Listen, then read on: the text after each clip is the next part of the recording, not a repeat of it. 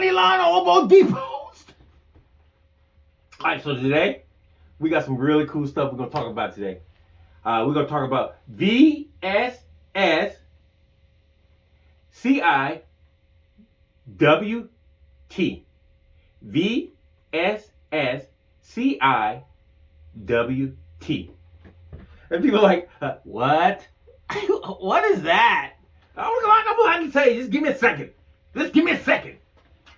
I wasn't going to let Hootie tell you, but he's mad at me right now because he's got issues. Because I'm going to be talking about some stuff that he has an issue with. Y'all like my hat?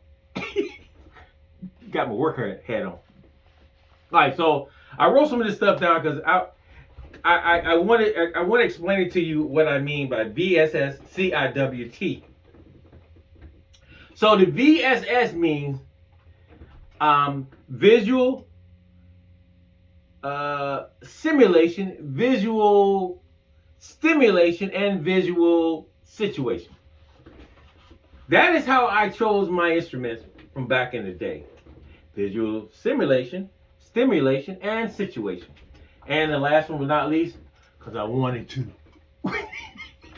All right, so let's get back to why I chose. And I got to talk about me because I don't know your situation. Your situation could be completely different. I don't know. But I'm going to talk about mine. Mine started in the early 70s. Visual simulation. Simulation means that's all I saw during that time. That's why I chose a Fender Jazz or a Music Man during that time, because that's all I saw. Simulation. That was all was being played around me. That's all the television had on it. You know, CBS and NBC and local channels.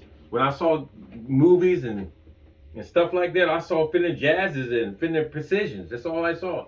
And then later on in the 70s, when I started buying LPs, I started seeing covers where Music Man were pronounced and Rickenbackers were pronounced. So, look, that's simulation. So I want to get one. Stimulation, to me, stimulation got to the point where every time I saw or heard this bass or saw somebody who had this bass, it did something to me. I got one of these numbers. I had eek moments. P basses, same thing. Rickenbackers, same thing. Music Man, woo, that was more of a it was more of an eek moment. And situation was, of course, during the 70s, I was in school, so I ain't had no money. I mean, I had money enough to put gas in my car to go to work. So I had to save up a lot of money, but God blessed me with a good friend, Michael Butler, who actually gave me my first real P bass. And he started something after that. Mike, you started something after that, son. You started something. And so after I got that real 70s, I think it was like a 73, 74 P bass in my hand, I was done. Because, I mean, now, how do you know you got the right bass in your hand? This is 21st century. How do you know you got the right bass in your hand right now? It's because of simulation, situation, or, what did I say? Simulation, simulation, or situation. Look, I forgot what I said almost.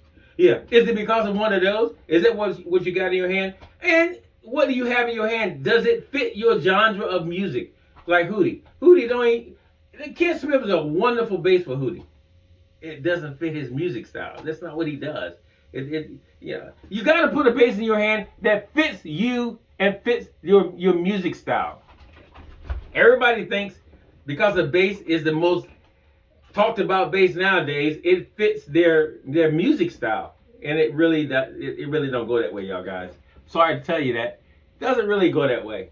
All right, so you need to get a bass, and every bass fit every kind of music. It's just every bass just don't fit you. Boy, I mean, are you talking to me this morning, or am I saying something to Hootie? I don't know. Every bass fits every piece of music. But that doesn't mean it fits you and your style. So A lot. What I'm hearing on YouTube now and seeing in a lot of bands now is that a lot of cats are getting basses that don't fit them.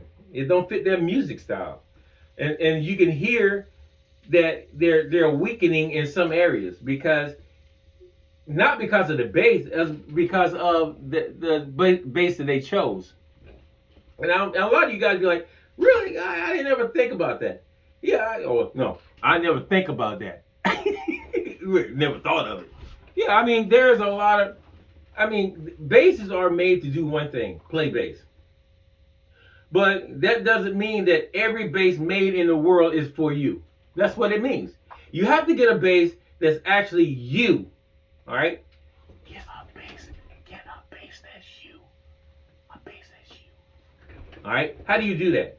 Well, first of all, you got to stop listening to everybody tell you what to do. Oh, well, you need to go out and get this bass and this bass because this is the hottest bass on the market right now. Just because it's the hottest bass on the market doesn't mean it fits your style. All right, you got to get a bass that fit your style. For me, I would say any bass I put in my hand will probably fit my style. But there's one bass, there's one or two basses that I know that I can put in my hand, and my style will pop right out. One of them is this bass right here.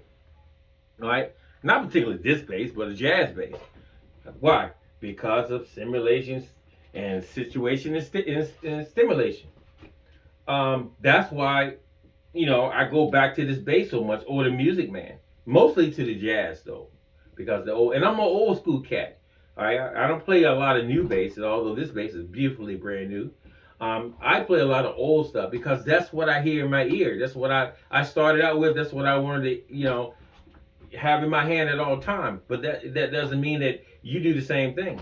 So all I'm saying today, folks, I'm not gonna, because it's listen. I mean. It's so many kinds of music nowadays.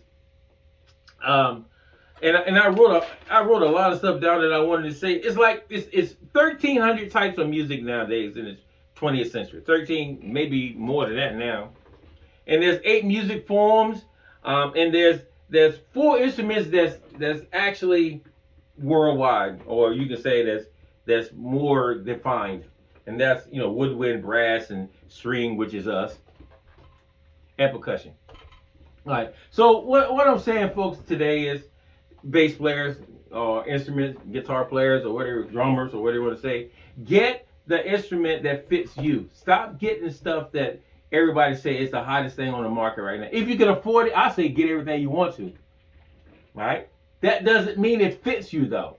It doesn't. My whole thing today is get a bass that fit you and your style, your style. Get a bass that fits you and your style.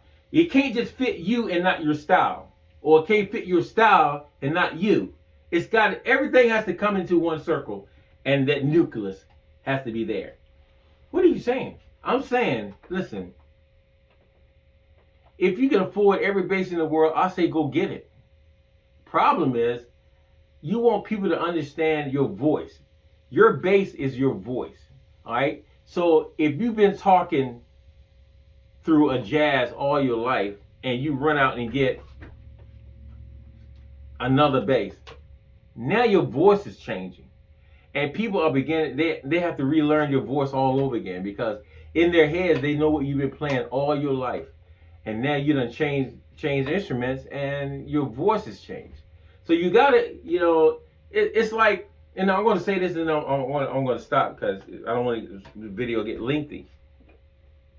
You want people to recognize you without seeing you. All right? That's called your voice. When people can hear you and not see you, or hear you on a CD or on an album or a 45, I said a 45, or even a 8-track.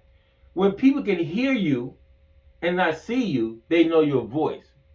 But if you change the sound of your voice,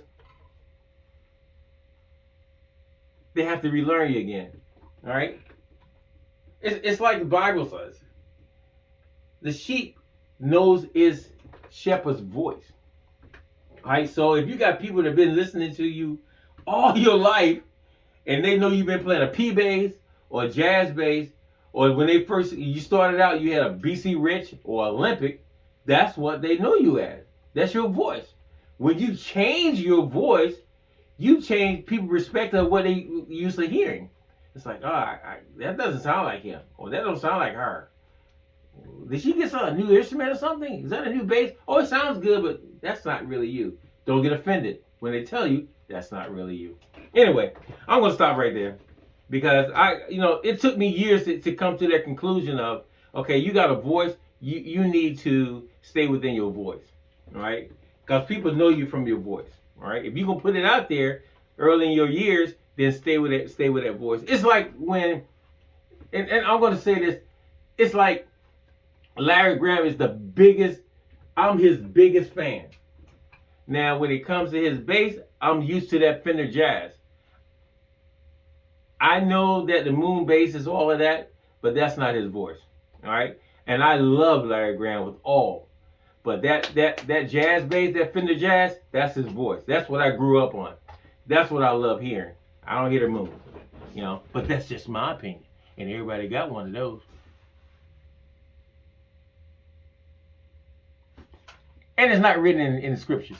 I'm just saying. So once again, guys, please keep praying for the Hobo Depot. Pray for the Queen and I in our home. And we keep praying for y'all every morning. Every morning we're praying for you guys. Every morning. Non-stop. So y'all can be wonderful at what you do and your family can be safe. Shout out for Johnny Lawn and Hobo Depot. And today I was talking about a VSS because I want to. Peace. That's pretty good. I got it on my chest.